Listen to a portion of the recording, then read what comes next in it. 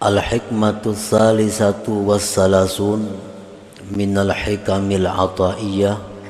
Qala al-imam Ahmad ibnu Athaillah as-Sakandari rahimahullah wa nafa'ana bi'ulumi.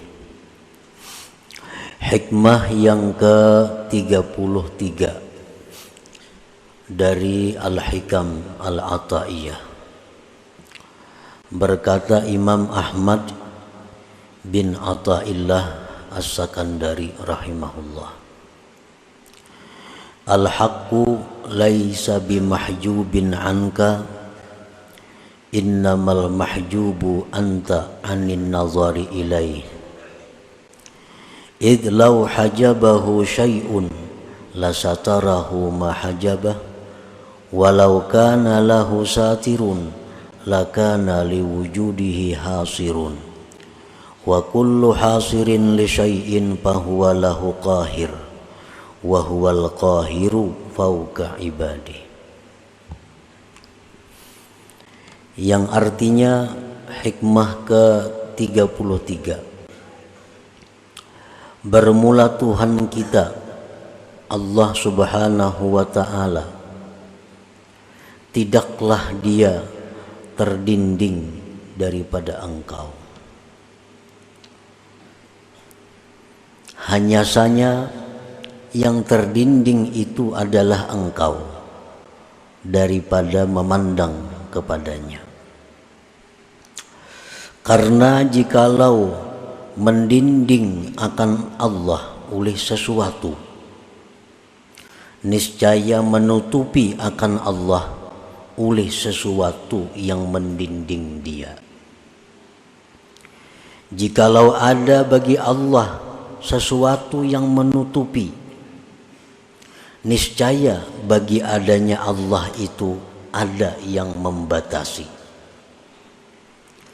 Dan tiap-tiap yang membatasi bagi sesuatu, maka yang membatasi itu bagi yang dibatasi menguasai, mengalahkan. Sedangkan Allah maha mengalahkan di atas hamba-hambanya. Para muhibbin rahimakumullah, itulah kurang lebihnya terjemah daripada hikmah yang ke-33. Maksudnya adalah yastahilu bi haqqihi ta'ala al-hijabu, fala syai'a yahjubuhu li'annahu akbaru kulli syai' wa azharu kulli syai'. Mustahil artinya tidak diterima akal pada hak Allah Ta'ala itu hijab, dinding. Maka tidak ada sesuatu yang bisa mendinding Allah. Kadada nangkawa mendinding Allah. Jadi mustahil Allah Ta'ala itu terdinding oleh sesuatu sehingga tidak bisa dilihat dengan mata hati kita. Kenapa Tuhan Allah Subhanahu wa ta'ala itu tidak bisa didinding, ditutupi oleh sesuatu? Karena Allah itu paling besar sesuatu dan paling nampak sesuatu.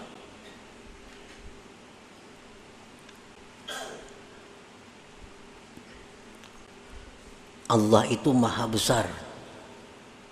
Selain daripada Allah itu kecil. Maulah nang kecil ini melindungi lawan yang maha besar. Kan mustahil.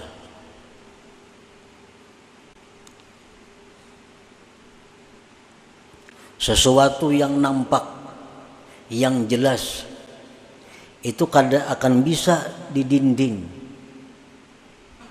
ditutupi oleh sesuatu yang samar, yang kada jelas.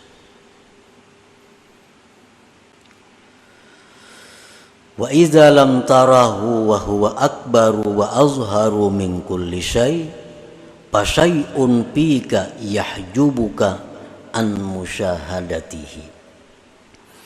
Apabila mata hati engkau itu tidak melihat Allah, padahal Allah itu paling besar sesuatu, Allah itu paling nampak dari segala sesuatu. Apabila mata hati kita tidak bisa melihatnya, maka berarti ada sesuatu pada engkau yang mendinding engkau daripada menyaksikan Allah Subhanahu wa ta'ala. Berarti masalah ini pada kita. Allah Ta'ala itu maha nampak, Allah Ta'ala itu maha besar. Dimanapun kita berpaling, di sana Allah. Tetapi kita kadang melihat. Berarti yang punya masalah ini kita. Kita yang bermasalah. Mata kita. Orang samun melihat umah baiknya jurang itu. Kita kadang melihat. Berarti kita yang masalah ini.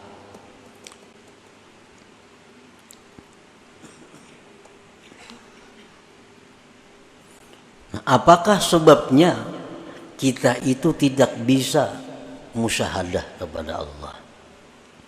Apa sebabnya kita ini kada bisa ingat lawan Allah?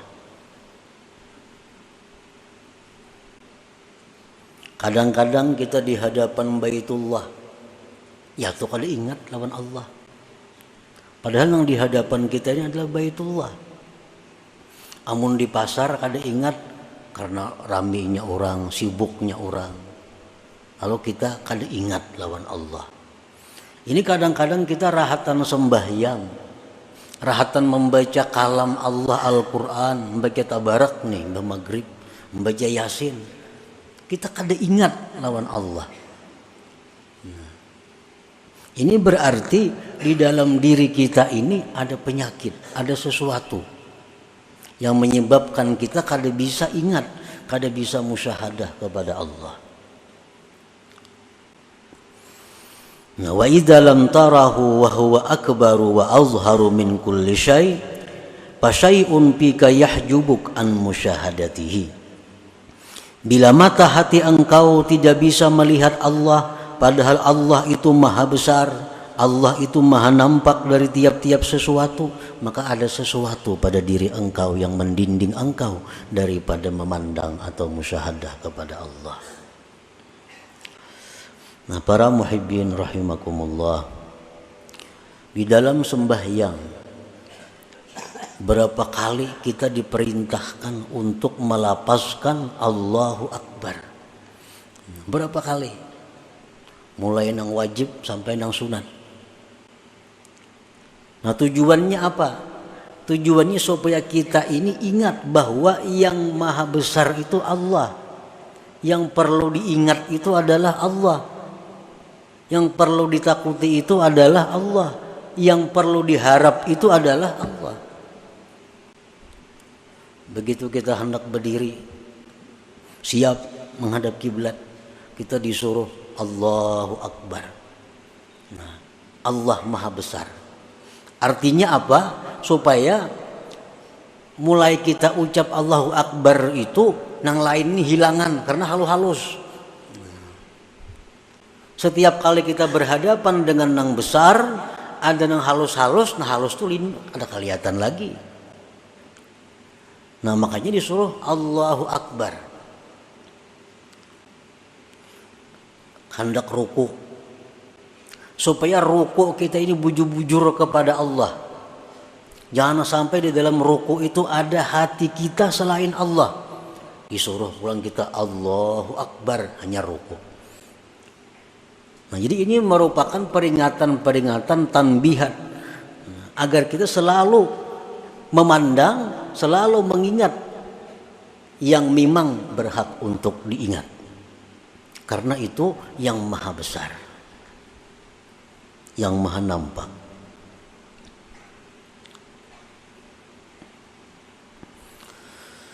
Nah, apabila kita sudah mengakui Allahu Akbar, Allah itu maha besar, sudah meyakini Allah itu maha nampak, Allah itu sangat jelas, tapi kita kada bisa melihatnya, kada bisa mengingatnya, berarti ada penyakit di dalam diri kita yang wajib kita hilangkan penyakit itu, yang wajib kita tinggalkan penyakit itu.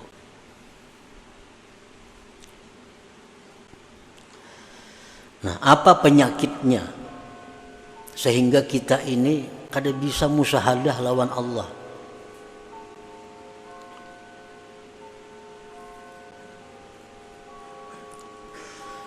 Disebutkan oleh Imam Ahmad Ibnu Athaillah di dalam hikmah yang berikutnya, Al-Hikmatur Rabi'atu Wassalasun.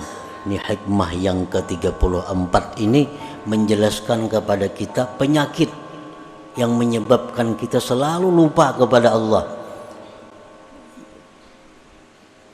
Ukhruj min awsafi basyariyatik an kulli wasfin munakidin li'ubudiyatik litakuna linida'il haqqi mujiba wa min hadratihi qariba. Keluarlah engkau dari sifat-sifat kemanusiaan engkau, dari tiap-tiap sifat yang bertentangan dengan kehambaan engkau, agar engkau bisa menyahut panggilan Tuhan dan bisa dekat kepada hadrat Tuhan. Nah, jadi ternyata yang menyebabkan kita ini kada bisa musyahadah kepada Allah, yang menyebabkan mata hati kita ini selalu terdinding daripada menyaksikan Allah, ternyata penyebabnya adalah sifat-sifat basyariah kita, sifat-sifat kemanusiaan kita yang bertentangan dengan kehambaan kita. Kan kita nih hamba, kita mengakui pada kita nih hamba, tetapi sifat-sifat hamba itu kada kita hiraukan dalam diri. Kita mengakui hamba, tetapi kita kadang memperhatikan apa sebenarnya yang dilakukan seorang hamba itu.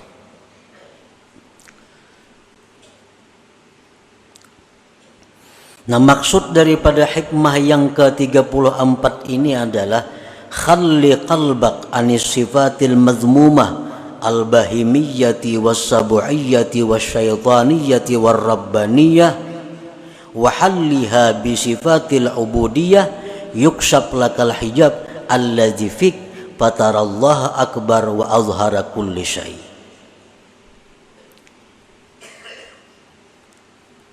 Bersihkan hati engkau dari sifat yang tercela, baik sifat kebinatangan, sifat kebuasan, sifat syaitan, sifat ketuhanan yang ada dalam hati kita itu mesti dihilangkan, karena itu yang menghalangi kita daripada musyahadah. Itu yang menyebabkan kita ini lupa kepada Allah, lupa kepada Allah, padahal kita berada di tempat yang semestinya Allah sangat jelas. Dan perhiasilah hati itu dengan sifat-sifat kehambaan, niscaya dibukakan bagi engkau dinding yang ada pada engkau, sehingga engkau bisa melihat Allah itu maha besar, Allah itu maha nampak daripada segala sesuatu. Jadi hijabnya ini, dindingnya ini pada diri kita. Selama hijab itu kada kita hilangkan dari diri kita, apapun ilmu yang kita pelajari tetap kada akan bisa musyahadah kepada Allah, tetap kada akan bisa khusyuk dalam menjalankan ibadah selama kita masih bersifat dengan sifat-sifat yang tercela itu. Ini masih ada hubungannya dengan hikmah yang ke-32 minggu dahulu. Ini telah disebutkan pada minggu dahulu bahwa yang utama bagi engkau itu adalah menghilangkan keaiban diri engkau. Itu yang utama. Amalan-amalan nang pacang bakaramat, amalan-amalan nang pacang sugih, amalan-amalan nang pacang dihormati orang, kada usah digawe kalau masih kita punya sifat-sifat yang tercela. Amalan hendak masuk surga kada usah dibaca. Kalau masih ada pada diri kita sifat yang tercela, cari amalan yang bisa menghilangkan sifat tercela itu.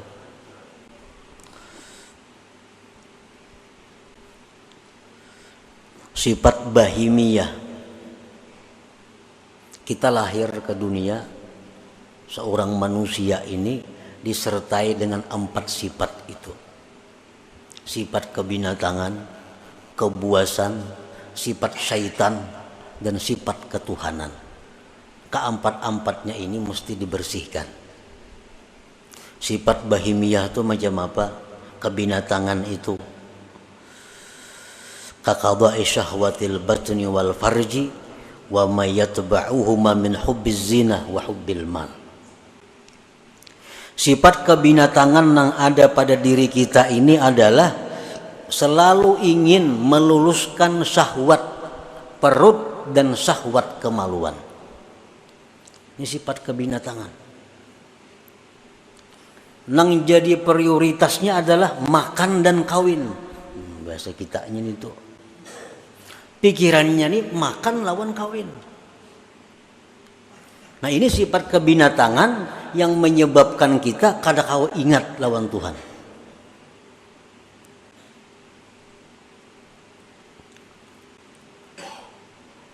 Dan sifat yang mengikuti makan dan kawin. Kenapa namanya mengikuti? Pertama, kalau orang ketujuh makan itu pasti ketujuh lawan duit, karena kada kau makan kada berduit. Bila orang ketujuh kawin itu ketujuh berhias, berhias perlu duit.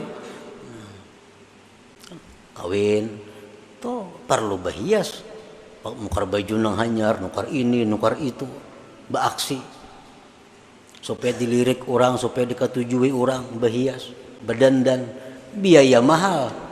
Nah perlu kepada duit. Nah sifat itu nang maulah kita ini kada kawa bujur di dalam ibadah kita. Rahatan sambahyang nang dipikirkan, mbah ini kan aku makan apa? Nah rahatan sambahyang. Imbah sambahyang nih. Ini mbah sambahyang nih kasaruan kayaknya nih. Napakah iwaknya di saruan nih? Dalam sambahyang dikirakan iwak di saruan ini apa?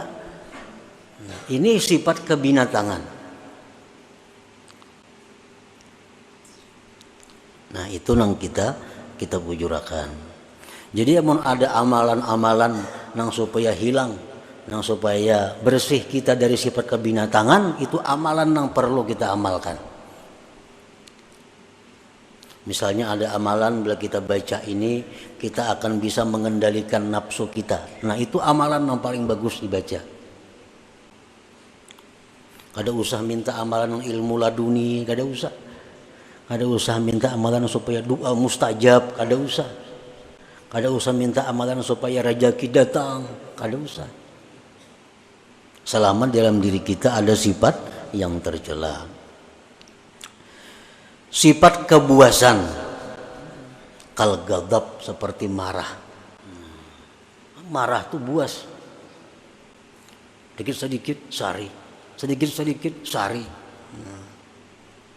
Nah orang nang penyarikan ini terdinding juga, kada akan bisa musyahadah kepada Allah. Kal ghadab wa adamir ra'fati war rahmah, ketiadaan sayang kepada makhluk Allah. Itu sifat kebuasan. Sifat syaitaniyah, kal hasadi seperti dengki. Dengki ini sifat syaitan. Syaitan sangat dengki kepada kita karena kita ini adalah manusia yang diberi Allah macam-macam keistimewaan. dan ingin selalu berusaha menghilangkan keistimewaan yang ada pada diri kita itu. Apalagi sifat syaitan itu idmarisu, menyembunyikan kejahatan di dalam dirinya. Syaitan tuh pikirannya supaya orang tuh ke neraka itu aja. Nah, jadi pikiran syaitan itu supaya orang tuh tak masuk neraka, supaya orang itu maksiat. Nah, kalau dalam diri kita ini ada pikiran supaya orang itu kalah daripada kita, supaya orang itu rugi, kita nang untung, supaya orang itu sakit, kita nang nyaman. Nah, selama pikiran itu ada pada diri kita, berarti kita ini ada sifat syaitan. Sifat syaitan. Dan itu mendinding kita daripada ingat kepada Allah. Wa sifatur rabbaniyah, sifat ketuhanan itu apa? Sifat ketuhanan itu kal isti'la, seperti hendak berkuasa. Orang ini ketujuh hendak jadi ketua aja gawiannya. Bila kata jadi ketua, ini mundur. Kita berkumpulan di kampung nih. Ini hendak jadi ketua, diulah wakil, ini mundur. Ini sifat ketuhanan. Tuhan itu menguasai. Apalagi sifat ketuhanan hubbul madah wassana.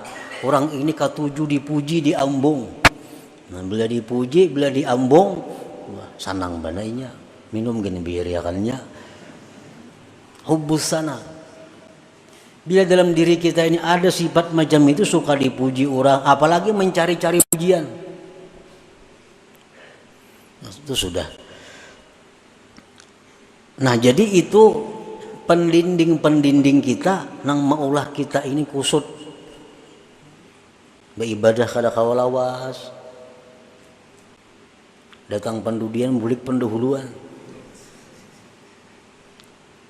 datang pendudian bulik belakalakas pendahuluan. Ini kan apa? Karena ada sifat-sifat yang tercela ini dalam hati. Mungkin kita berhilang ke rumah orang umpamanya. Bilang ke rumah orang, ampun rumah kada mau menghadapi, ampun rumah kada mau menghadapi, apalagi nyurungi banyu kada mau, menghadapi aja kada mau. Pasti pikiran kita apa? Nak lakas bulik kayak gitu, nak lakas bulik aja, apa orangnya kada menghadapi, banyunya kada ada keluar. Nah, kayak itu juga kita beribadat di majelis taklim, di masjid. Kalau Allah itu berpaling dengan kita, nak lakas tu bulik. Kenapa? Ini ampunnya kada menghadapi. Nah, tapi kalau orang-orang yang dihadapi Allah, apalagi di tempat ibadah itu dijauh oleh Allah, nah, semalaman tahan duduk. Nah, karena orang ini dihadapi Allah, dijauh oleh Allah, artinya bisa menyaksikan mata hatinya kepada Allah Subhanahu wa taala. Dan ini kebanyakan kita. Mengapa aja urusan kebaikan nak lakas tuntung. Bila urusan kebaikan pasti hendak lakas tuntung. Model kada sanggup itu menghadapi. Nah, kenapa? Karena Allah berpaling. Inya kada bisa melihat. Mata hatinya kada kuntak. Nah, karena terdinding oleh sifat-sifat yang kebinatangan yang berkuasa dalam diri kita. Nah, kemudian lagi sifat kehambaan. Nah, sifat kehambaan yang mustinya sifat kita tuh. Pertama, taat. Itu sifat seorang hamba. Mustinya taat kepada Allah, taat kepada hukum. Ini sifat seorang hamba. Apalagi sifat seorang hamba itu tawadhu. Itu sifat hamba, tawadhu. Apalagi sifat hamba ikhlas, berbuat itu untuk tuannya, beramal untuk Allah. Nasihat, ini sifat hamba. Nasihat ini artinya apa? Menghendaki agar kawan ini nyaman, agar kawan ini baik, agar kawan ini selamat, itu nasihat. Itu sifat seorang hamba. Nah, bila sudah sifat-sifat kebinatangan, kebuasan, syaitan, sifat rabbaniyah itu sudah kita hilangkan dari diri kita dan kita hiasi hati dengan sifat kehambaan kita, maka otomatis sudah kita bisa musyahadah kepada Allah. Musyahadah kepada Allah. Sembahyang kita memandang Allah, ibadah kita membaca Quran memandang Allah, maka akan kita temukan kenikmatan-kenikmatan ibadah, kelezatan-kelezatan ibadah. Fahina idin tasduqu fi qaulika Allahu Akbar. Nah, maka pada ketika itu engkau menjadi orang yang jujur dalam perkataan engkau Allahu Akbar. Kita ini kada jujur banyak. Kita harus mengakui bahwa kita ini kada jujur, terutama kepada Allah. Terutama kepada Allah. Kita mengucap Allahu Akbar, nahap Allahu Akbarnya, angkat tangan lagi.